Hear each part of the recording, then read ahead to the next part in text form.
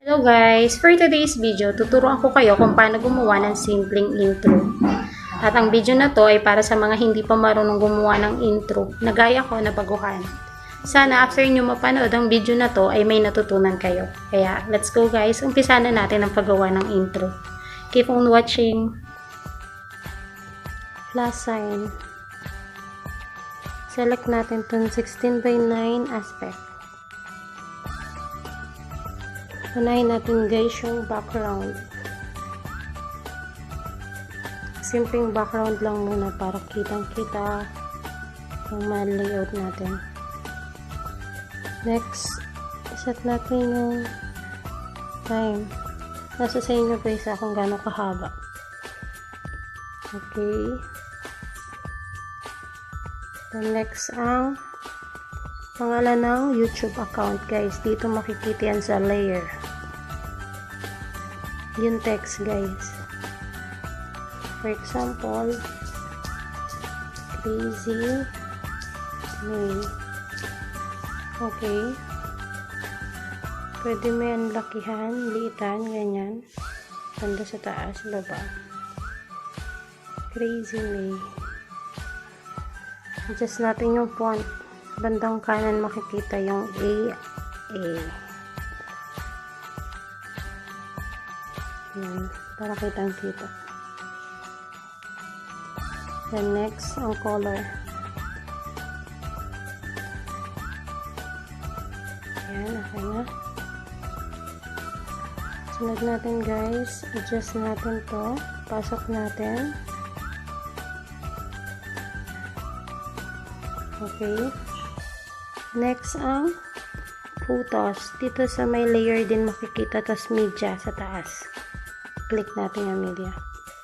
Mas maganda guys kung nakagawa na kayo ng profile nyo sa PixArt.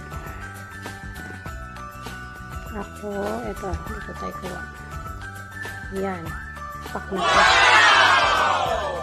Adjust natin guys. Okay. Pwede mo siyang lakihan, liitan, ganyan. Pwede mo rin lagyan ng animation.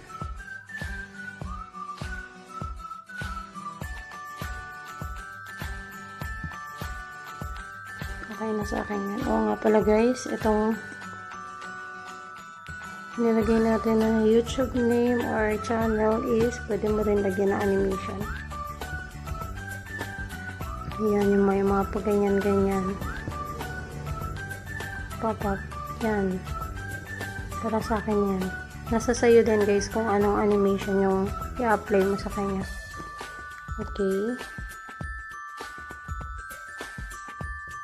At dito guys, may sinave ako na logos ng subscribe. Para sa end of video nyo, may logo kayo ng subscribe. Okay, play muna natin guys. Tignan natin.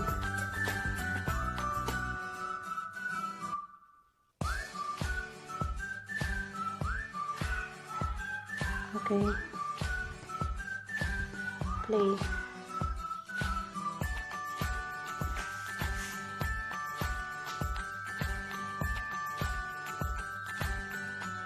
Ayos guys, nandali lang diba? And then next na natin yung audio sa bandang kanan din. Ayan, nasa sa inyo kung ano yung audio or sounds na ilalagay nyo. Ako may naka-save na ako dito. Plus sign guys. Oops.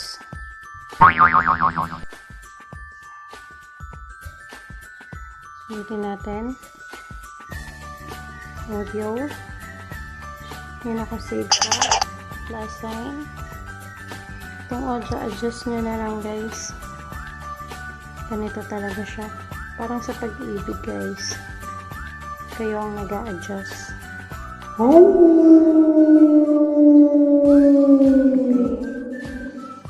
Hintayin natin siya. Then,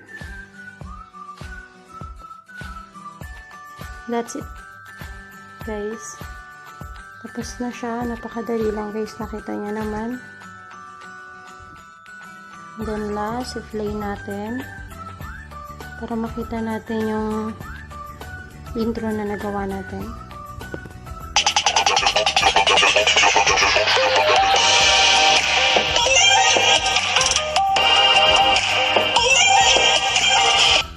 Diba guys, napakasimple lang. Hope na may natutunan kayo dito sa tutorial ko.